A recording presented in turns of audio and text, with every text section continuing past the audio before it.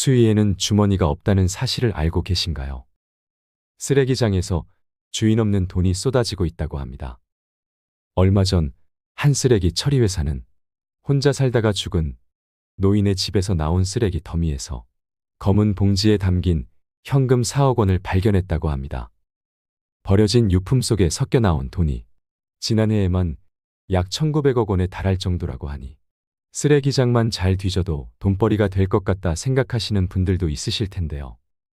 외롭고 궁핍한 생활을 하면서도 죽음 직전까지 돈을 생명줄처럼 움켜쥐고 있던 노년의 강박감에 가슴이 먹먹해집니다. 돈은 써야 내 돈입니다. 내가 벌어놓은 돈이라고 할지라도 내가 쓰지 않으면 결국 남의 돈일 수밖에 없습니다.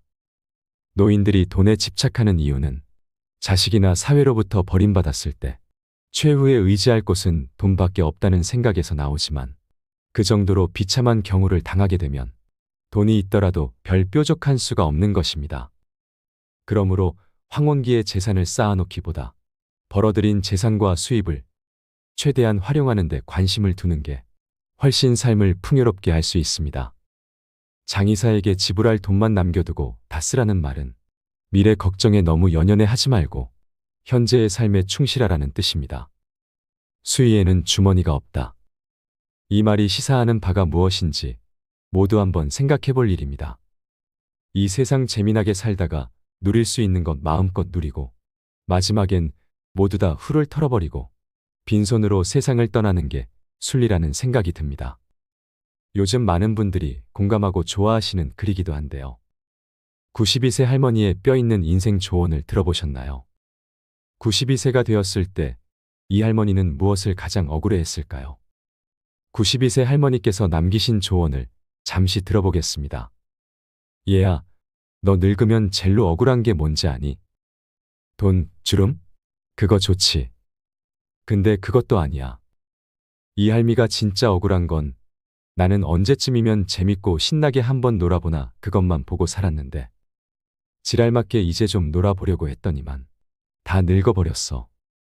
얘야, 나는 마지막에 웃는 놈이 좋은 인생인 줄 알았는데 그런데 그게 아니라 자주 웃는 놈이 제일 좋은 인생이더라. 젊은 사람들 말처럼 인생은 타이밍인 것이야. 인생 너무 아끼고 살지 말어. 언제 하늘로 소풍 갈지 모른단다. 꽃놀이도 빼먹지 말고 꼬박꼬박 댕기고 이제 보니까 웃는 것은 미루면 돈처럼 쌓이는 게 아니라 한순간에 다 사라지고 없더라는 말이야. 사람들은 행복을 적금처럼 나중에 쓸 거라 생각하는데 그런 일은 절대 일어나지 않으니 그냥 하루하루를 닥치는 대로 즐겁고 행복하게 웃으며 사는 것이 최고의 삶이란 걸 기억하길 바라네. 훗날 후회하지 말거라. 인간은 누구나 죽음을 맞이합니다. 그렇지만 자신의 죽음에 대한 생각은 애써 피하려고 하지요. 그것은 두렵기 때문입니다. 그렇다면 가장 바람직한 죽음, 임종의 모습은 어떤 것일까요? 마찬가지로 가장 피해야 할 죽음의 모습들은 또 어떤 것일까요? 그걸 알아야 잘 죽고 다시 잘 태어날 것입니다. 첫째, 중환자실에서 임종을 맞이하는 것은 피해야 합니다. 죽음을 적극적으로 맞이하지 못하고 피하고 끌려가다 어찌어찌해 무익한 연명치료에 매달리게 되고 온갖 링거주사, 인공호스, 장치를 몸에 주렁주렁 매달고 중환자실에서 최후를 맞이하는 것은 피해야 합니다. 쓸데없는 치료는 다 거부하고 죽음과 친구가 되려고 노력해보세요. 죽음은 우리에게 큰 선물입니다. 그렇게 되뇌면서 죽음을 즐겁게 맞이해보세요. 가능한 한 의식을 놓지 않도록 노력해주세요. 임종 순간에 가장 좋은 것은 몸을 벗기 직전까지 의식을 갖고 가족들과 대화하는 것입니다. 그렇다면 중환자실보다는 호스피스실로 가는 게 나을 것입니다. 호스피스실은 죽으러 가는 게 아닙니다. 다른 높은 세상으로 여행을 떠나는 터미널 같은 곳입니다. 흡사, 공항과 같은 곳이라고 할까요? 다가올 죽음을 누구에게나 평안하게 준비할 권리가 있습니다. 우리가 공항에서 비행기를 타고 하늘로 높이 날아가듯이 정말 우리에게 죽음이 가까이 다가왔을 때 중환자실에서 홀로 마지막을 준비하는 것보다 호스피스실이나 내 집에서 임종을 맞는 것이 더 좋을 거라 생각합니다. 둘째, 바람직한 죽음의 5단계입니다. 임종이 임박한 시점까지 건강해야 합니다. 의식은 확실히 깨어 있어야 합니다. 그렇게 있다가 임종이 닥쳐오면 약 2주나 한 달 정도만 건강이 나빠지는 게 좋습니다. 갑작스럽게 이승을 떠나는 것보다 몸을 벗을 준비를 하면서 다음 세상을 맞을 준비를 하는 것입니다. 가족과 친지들과 충분하게 이별을 나누세요. 그렇게 마음을 정리해 보세요. 이런 시간을 보내다가 때가 되면 사랑하는 가족들 사이에서 편안하게 몸을 벗는 것입니다. 마지막으로 좋은 죽음을 위해 준비해야 할 3가지를 말씀드리겠습니다. 운동은 기본입니다. 평소 규칙적으로 늘 신체를 단련해야 합니다. 서양의학의 아버지로 추앙받는 히포크라테스는 평소의 건강에 관해 늘 이 말을 했다고 합니다. 나에게는 믿음직한 2사람의 주치의가 있으니 한 사람은 왼쪽 다리이고 또 다른 한 사람은 오른쪽 다리이다. 이렇게 말하며 건강 유지를 위한 걷기 운동의 중요성을 설파했었다고 하죠. 건강을 상실하면 노후는 그냥 끔찍한 지옥으로 떨어집니다. 도저히 극복할 수 없는 건강 문제라면 여기에서 논하기가 어렵지만 그렇지 않다면 각자의 노력이 필요합니다. 노후엔 무리한 운동은 절대 금물입니다. 그래서 노후에 가장 많이 권하는 것이 천천히 걷기입니다. 걷는 것이 우리 몸에 큰 효과를 불러옵니다. 하루 만보를 걸으면 시간은 1시간 반 정도 걸리고 거리는 8.5km 정도 됩니다. 오르막 내리막 같이 코스가 조금이라도 힘든 것은 피하는 것이 좋습니다. 몸이 허락한다면 헬스클럽에 가서 근육 운동을 하는 것도 좋지만 괜히 남들의 눈을 의식하느라 근육을 키운다고 무리하면 큰일 납니다.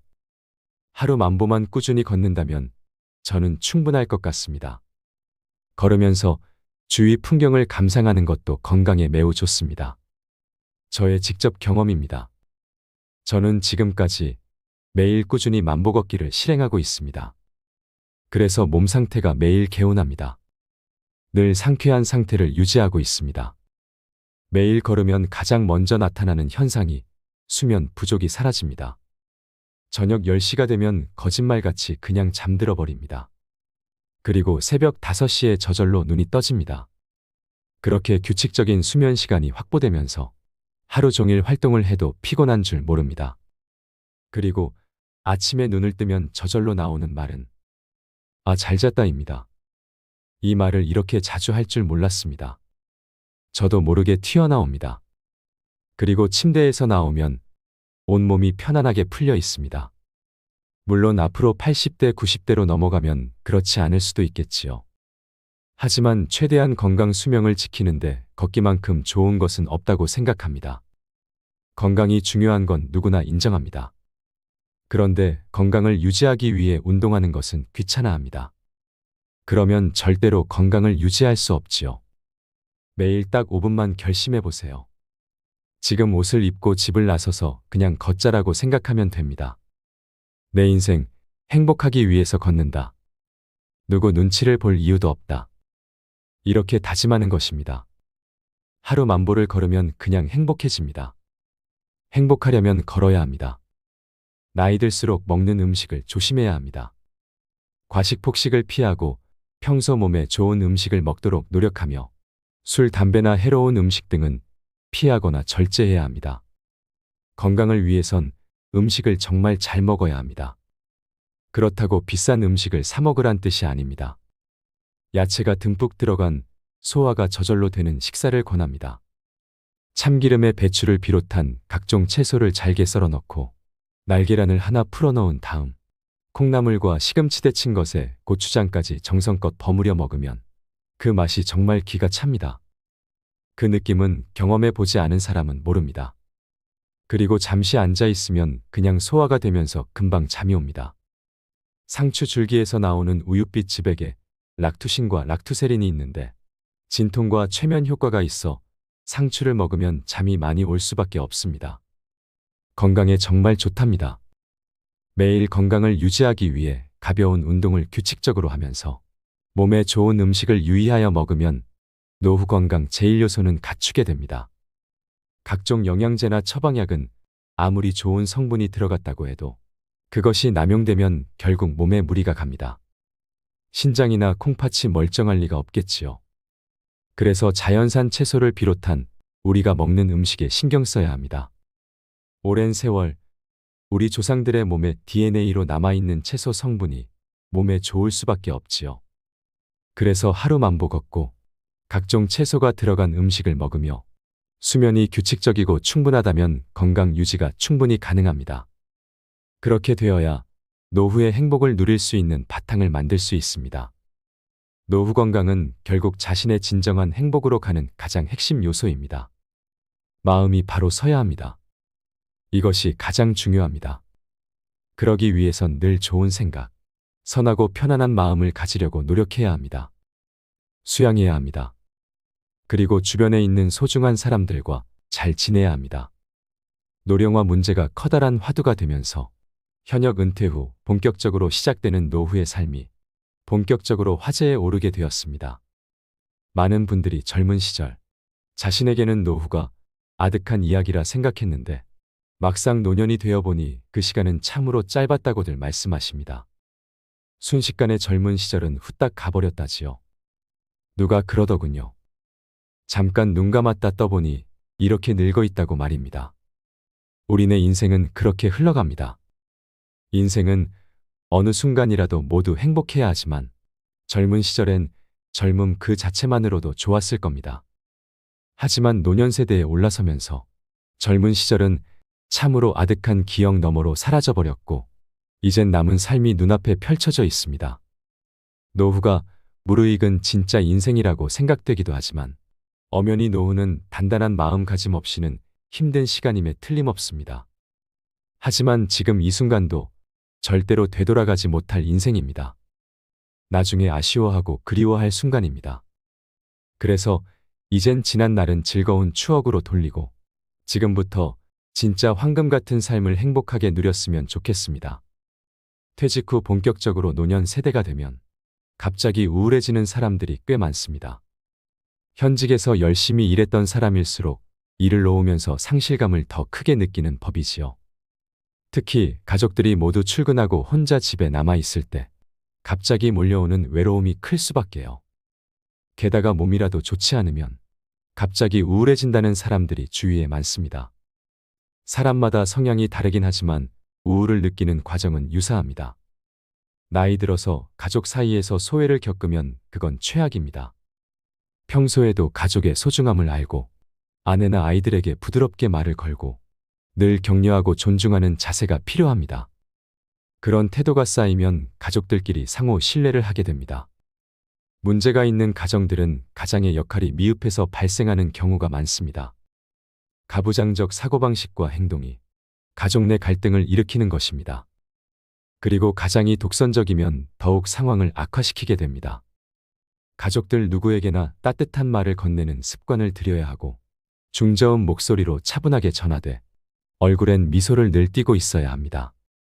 물론 본인의 건강 상태가 좋지 않을 때는 짜증이 날 수도 있겠지요. 그럴 때마저도 미소를 띠는 노력을 해야 합니다. 가족 한 명 한 명이 너무나 소중하기 때문입니다. 훗날 세월이 흘러가도 아이들이 성인이 되었을 때 지난 날을 회상하며 아버지의 미소를 떠올리게 됩니다. 그런 가정은 불행할 수가 없습니다. 가족 모두 노력해야 하겠지만 아이들이 보고 배우는 것이 부모이고 가족 사이에서도 부모의 역할이 정말 소중합니다. 가정 내에서 그런 노력이 선행되면 노후에도 가족들의 사랑을 한몸에 받습니다. 존경의 마음도 당연하지요. 그래도 가족들과 항상 지낼 수는 없는 것입니다. 특히 퇴직 후 노년 세대들이 집 밖으로 나와 사람들과 인간관계를 다양하게 형성해야 노후가 행복해집니다. 그렇다고 매일 밤늦게까지 사람들과 어울리며 시간을 과소비하는 것을 권하지는 않습니다. 퇴직 후 갑자기 모임에 참여하는 것은 쉽지 않습니다. 현직에 있을 때 괜찮은 모임 하나둘 정도는 있어야 합니다. 퇴근 후에 직장 동료와 술을 마시는 것만 반복하면 퇴직 후에는 큰 상실감을 느끼게 됩니다. 현직에 있을 때도 가급적 직장 동료가 아니라 직장 밖의 사람들과 다양한 모임을 해야 합니다. 직장 동료는 퇴직하면 인연이 끊어지는 경우가 많습니다. 물론 억지로 끊으라는 뜻이 아닙니다. 함께 퇴직한 동료는 더욱 편하게 만날 수 있지요. 그런데 막상 퇴직하면 나를 반겨주는 사람이 거의 없습니다. 긴 시간 인연을 맺은 직장 밖의 사람들과 본격적으로 어울려야 합니다. 그래서 취미나 동호회 활동을 장려하지요. 평생 죽을 때까지 해도 싫지 않을 취미 활동과 동호회라면 더욱 바람직합니다. 자기 개발도 되고 삶의 활력소나 기쁨도 되니까요. 노년 세대가 되어 모임에 참여할 때 인색한 이미지는 최악입니다. 무작정 돈을 아끼려면 모임에 가지 말아야 합니다. 노년 세대뿐만 아니라 누구든지 그런 이미지를 주면 더욱 꼴사납게 됩니다. 돈을 많이 쓰라는 것은 아닙니다. 그렇다고 늘 얻어먹기만 하고 자신은 한 번도 내지 않으면 그건 정말 꼴불견입니다. 주위에 그런 사람이 의외로 많습니다. 모임이 끝나고 나올 때 슬며시 총무에게 봉투에 돈을 조금 넣어 전하고 조용하게 먼저 가도 나중에 사람들이 모두 알게 됩니다. 굳이 사람들 앞에서 돈 자랑을 하거나 생색내어 말하지 않아도 됩니다. 그렇게 한번 소액이나마 표시하면 상당 기간 좋은 이미지를 갖게 됩니다. 그것만으로도 사람들에게 좋은 이미지를 심어줍니다. 노후에는 늘 미소 띤 얼굴로 잔잔하게 말하는 습관을 들여야 합니다. 노후에도 끊임없이 마음 공부를 하셔야 합니다. 이런 세 가지 사항을 유념해 노력하다 보면 말년의 병원에서 혼자 고통스럽게 임종을 맞이하는 것을 피하고 행복한 노후를 보내게 되는 것입니다. 잘 죽기 위해서는 잘 살아야 합니다. 그러기 위해서는 사전연명 의료 의향서를 만들어 보건복지부에 등록해 두는 것도 방법일 것입니다. 이 사전연명 의료 의향서를 작성해 두어야 위급 사항의 병원으로 실려가 링거주사부터 꽂지 않는다고 합니다. 생은 사의 근본이요. 사는 생의 근본입니다.